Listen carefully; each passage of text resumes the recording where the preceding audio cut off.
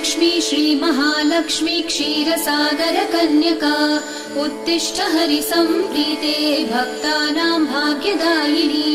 श्रीलक्ष्मी श्रीमहालक्ष्मी क्षीरसागरकन्यका उत्तिष्ठ हरिसम्प्रीते भक्तानां भाग्यदायिनी। उत्तिष्ठोत्तिष्ठ श्रीलक्ष्मी विष्णुवक्षस्थलालये उत्तिष्ठ करुणापूर्णे लोकानां शुभदायिनी। उत्तिष्ठोत्तिष्ठ श्रीलक्ष्मी विष्णुवक्षस्थलालये उत्तिष्ठ करुणापूर्णे लोकानां शुभदायिनी।